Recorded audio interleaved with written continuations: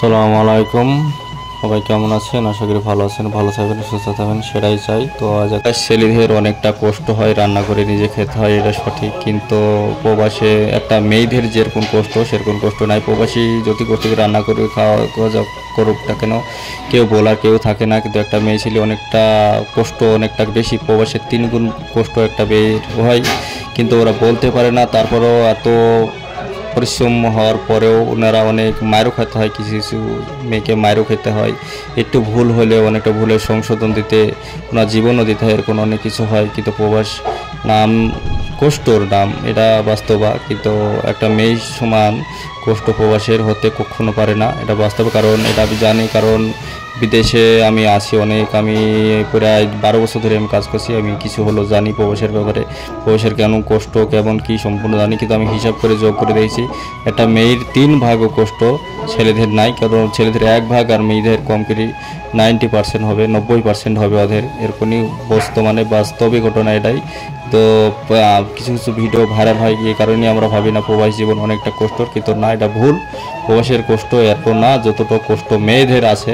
ওনাদের অনেকটা কাজ আছে, অনেকটা সংসারের কাজ, পুরো পরিবারকে সামলাতে হয়, পুরো পরিবারকে গুছিয়ে সব সময়ের জন্য গুছিয়ে রাখতে হয়। আর একটা ছেলে মানুষ কী করে, তারা অনেকটা কাজ করে, অনেকটা পরিশ্রম করে শুধু টাকাটা পাঠায়, এটাই ওদের দায়িত্ব। কিন্তু একটা মেয়েদের টাকা নেওয়া, টাকার হিসাব দেওয়া অনেকটা দায়িত্ববান, অনেকটা বেশি হয়। পুরো ছেলেকে সামলানো, পরিবারকে সামলানো, পুরো ঘর গোছানো, অনেকটা কাজ আছে। তো প্রবাসী অসম্ভব ব্যাপার, প্রবাসী একটা মেয়ের তুলনায় কিছুই না, এটা বাস্তবিক ঘটনা।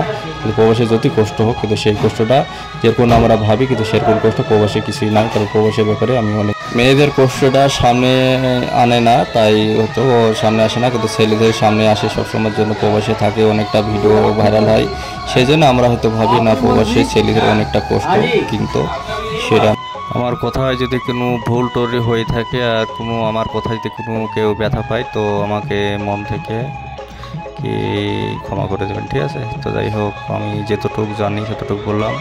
আমি আশা করি যে যতটুকু বললাম ভুলের কোনো কথাই বলিনি। তো তবুও যত ভুল হয়, মানুষের ভুল হতেই থাকে, তা বলি না। তো ভুল হলে ক্ষমা দৃষ্টিতে দেখবেন। সবাইকে অসংখ্য ধন্যবাদ আমার এই ভিডিওটা দেখবার জন্য। তো আমার ভিডিওটা দেখে আমার পাশে থাকবেন। যদি পুরনো বন্ধু হয় তাতে কোনো কথাই নাই, আর নতুন বন্ধু হলে অসংখ্য ধন্যবাদ আপনাকে। তো আমার পাশে থাকবেন। আপনাদের এই সাপোর্টের কারণে আমি এত দূরে এগিয়ে এসলাম। তো ইনশাল্লাহ আমিও আপনাদের পাশে আছি, আমার পাশেও সবাই থাকবেন, আমাকে একটু সাপোর্ট করবেন, আমিও আপনাদেরকে সাপোর্ট করবো ইনশাল্লাহ। তো ভালো থাকবেন সবাই, অসংখ্য অসংখ্য অসংখ্য ধন্যবাদ। তো এইভাবে আবার নেক্সট ভিডিওতে আইবো, আবার দেখা হবে, নেক্সট ভিডিওতে কথা হবে। তো ততক্ষণ সবাই ভালো থাকবেন, সুস্থ থাকবেন, পরিবার সব ভালো থাকবেন। আর কে কোথায় থেকে ভিডিওটা দেখছেন অবশ্যই কমেন্টের মাধ্যমে দেখবেন, আমি কমেন্ট দেখি তাকে রিপ্লাই করবো। অসংখ্য ধন্যবাদ। ফুল ভিডিওটা সবাই দেখবেন। যদি কোথা থেকে কে ভিডিওটা দেখছে, পুরো ভিডিওটা যে দেখছে সেটি বুঝতে পারবো।